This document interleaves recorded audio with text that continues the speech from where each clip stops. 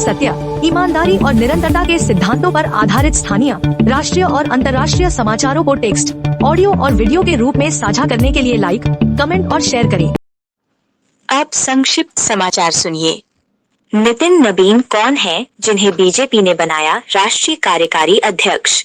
Sydney के बॉन्डी बीच पर गोलीबारी में एक हमलावर समेत 12 लोगों की मौत। पीएम ने कहा, यहूदी विरोधी नफरत की कार्रवाई। घोस्ट शिप क्या है जिसे लेकर वेनेजुएला पर लगे आरोप तेल प्रतिबंधों से बचने के लिए कैसे करते हैं काम? नोबेल शांति पुरस्कार विजेता को वेनेजुएला से निकालने के सीक्रेट मिशन की पूरी कहानी।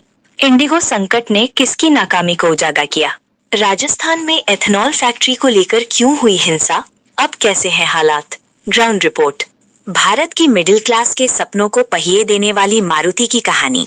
मेसी के इवेंट से 29 साल पहले जब दर्शकों ने कोलकाता के स्टेडियम में किया था हंगामा। ऑस्ट्रेलिया बीच पर जिस आतंकवादी को राहगीर ने पकड़ा वो पाकिस्तानी। जनवरी से बढ़ सकती हैं टीवी की कीमतें, इतने % तक महंगे होंगे टेलीविजन।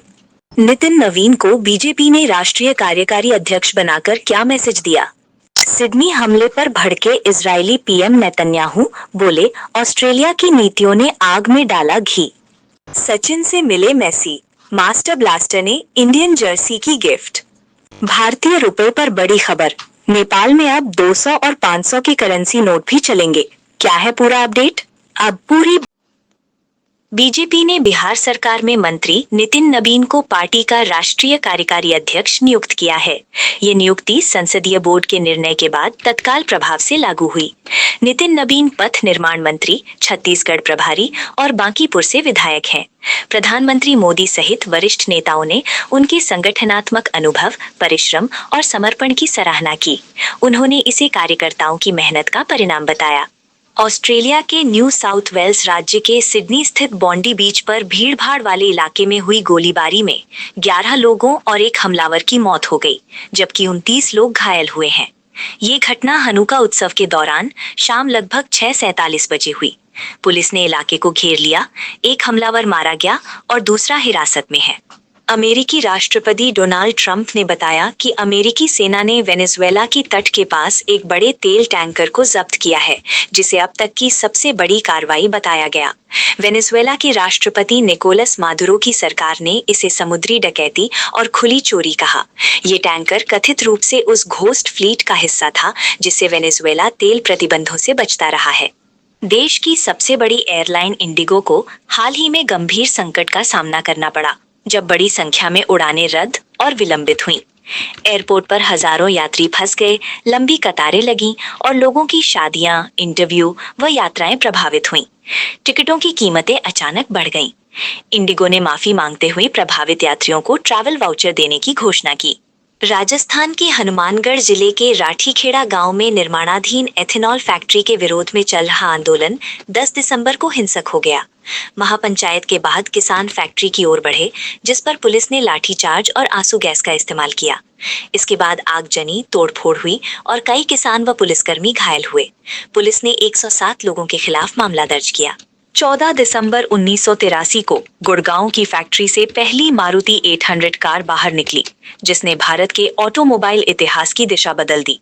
प्रधानमंत्री इंदिरा गांधी ने ये कार हरपाल सिंह को सौंपी और भावुक होकर संजय गांधी के सपने का जिक्र किया। ये कार आम भारतीय के लिए बनी पहली सस्ती, भरोसेमंद कार बनी, जिसने एम्बेसडर और फिएट के एकाधिकार को तोड़ दिया। अर्जेंटीना के स्टार फुटबॉल खिलाड़ी लियोनेल मेसी भारत दौरे पर शनिवार को कोलकाता के सॉल्ट लेक स्टेडियम पहुंचे, जहां उन्हें देखने के लिए भारी भीड़ उमड़ी। शुरुआती उत्साह के बाद जब मेसी जल्दी स्टेडियम से निकल गए तो दर्शकों का जोश गुस्से में बदल गया। कुर्सियां और बोतलें फेंकी गईं।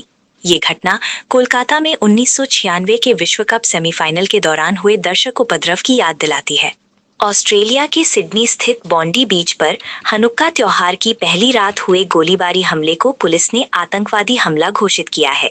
इस घटना में कम से कम 12 लोगों की मौत हुई और 29 घायल हुए, जिनमें एक बच्चा और 2 पुलिस अधिकारी शामिल हैं।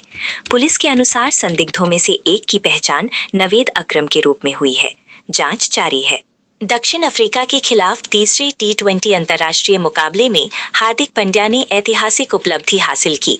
एक विकेट लेने के साथ वो टी20 अंतर्राष्ट्रीय क्रिकेट में 1500 रन और 100 विकेट पूरे करने वाले दुनिया के पहले तेज गेंदबाजी ऑलराउंडर बने। इसके साथ ही वो 1000 से अधिक रन और 100 से अधिक विकेट लेने वाले पहले भारतीय खिलाड़ी भी बन गए।